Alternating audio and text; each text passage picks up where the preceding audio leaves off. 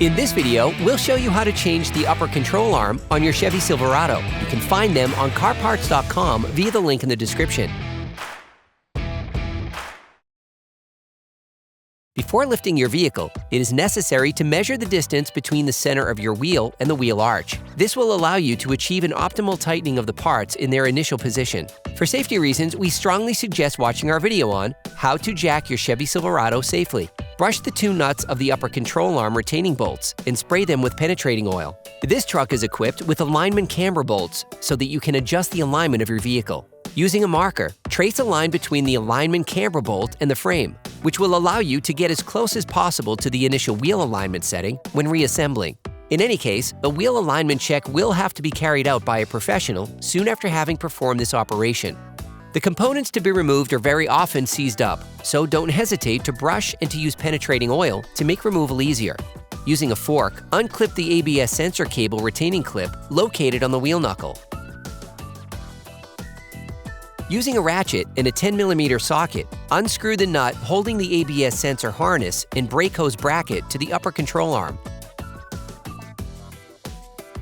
Unclip the ABS sensor connector. Disconnect it by pushing the red tab and pulling on the pod. Using a screwdriver, unclip the ABS sensor cable retaining clip located on the brake hose bracket. Then, shift the clamp. It is necessary to support the lower control arm with a jack to prevent the wheel knuckle from falling. You must then disengage the upper control arm ball joint from the wheel knuckle. Brush the upper control arm ball joint retainer nut and spray it with penetrating oil. Using a 17mm wrench, loosen the upper control arm ball joint nut and unscrew it a few threads. If you do not have a ball joint puller, a tool specifically designed for this task, take a hammer and hit the knuckle. The ball joint should come out of the knuckle. Finish unscrewing the nut. Then, remove the upper control arm ball joint from the wheel knuckle. You can use a plastic mallet. Brush the two strut foot bolts, then spray them with penetrating oil. Using a ratchet and a 17mm socket, unscrew the two strut foot retaining bolts. Now you need to unscrew the three nuts on the upper strut mount. Using a fork, unclip all the wiring harness clips on the upper strut mount retaining nuts. Brush the three nuts holding the strut mount bearing and spray them with penetrating oil. Then, from the engine compartment, unscrew the three upper strut mount retaining nuts using a ratchet, an extender, and an 18mm socket. The strut is now free. You can now remove the strut foot from its slot. Lower the jack to gain the space needed to remove the strut. If necessary, tap the hammer or pry with a crowbar to facilitate handling. You can now extract the strut.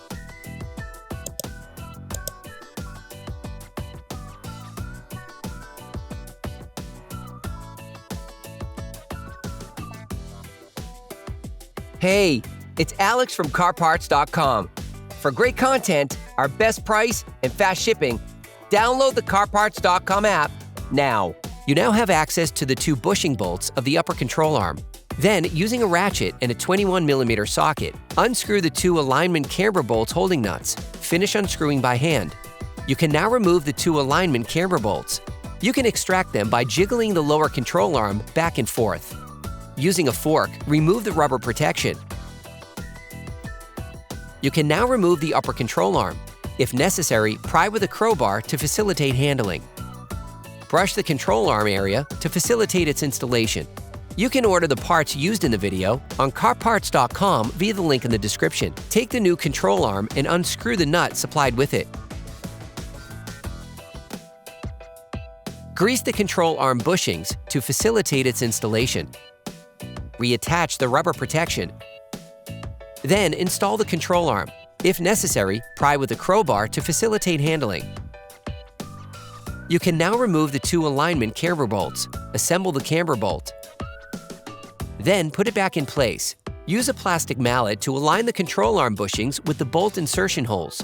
Then put the bolt in place. Take the second camber bolt. Depending on the condition of the camber bolts, you can apply grease to extend the bushing's lifespan.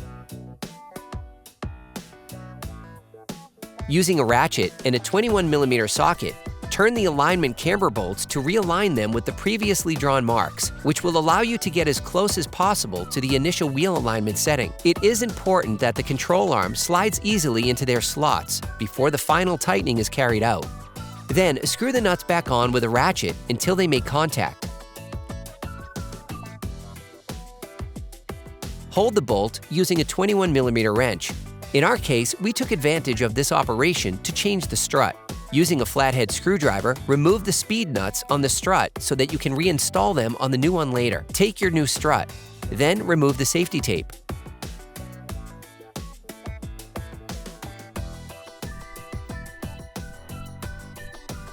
Replace the speed nuts recovered from the old strut. You can use a plastic mallet. Pass the strut through the upper control arm, then install the upper part first. Loosely screw a nut back on to hold it together. Remove the jack. Press the lower control arm to gain space for the strut foot. Use the new bolts supplied with the strut, then loosely screw the two bolts back on. Using a wire brush, brush the knuckle.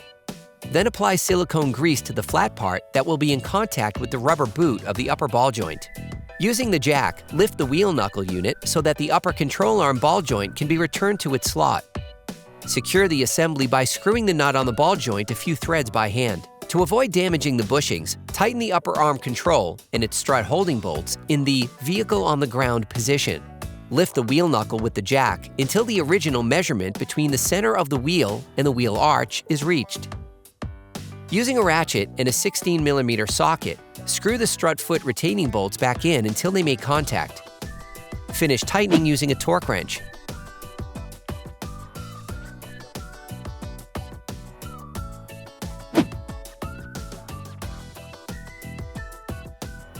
Next, screw the 3 nuts that hold the mounts back on until there is contact.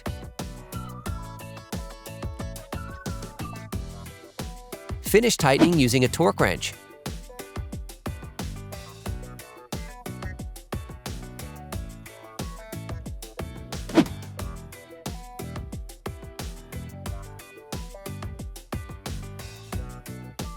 Then reattach the clips. Screw the nut of the upper control arm ball joint back on. You can now complete the tightening of the upper control arm ball joint with the torque wrench. You can then complete the second ball joint nut tightening phase by adding 100-degree angular clamping. Finish tightening the camber bolts with a torque wrench.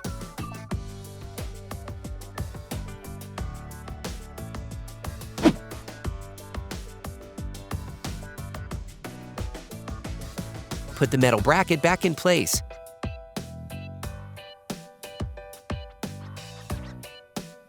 And screw it back on. Reconnect the ABS sensor's power cables.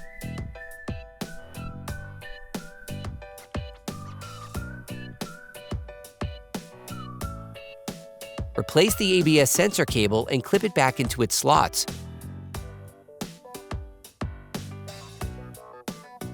Remove the jack. Then you will be able to put the wheels back on your vehicle. During this operation, you will be intervening on the front axle of your car, so it is advisable to perform a wheel alignment afterwards. Put your truck back on the ground before properly fixing the wheels in place. Operation complete.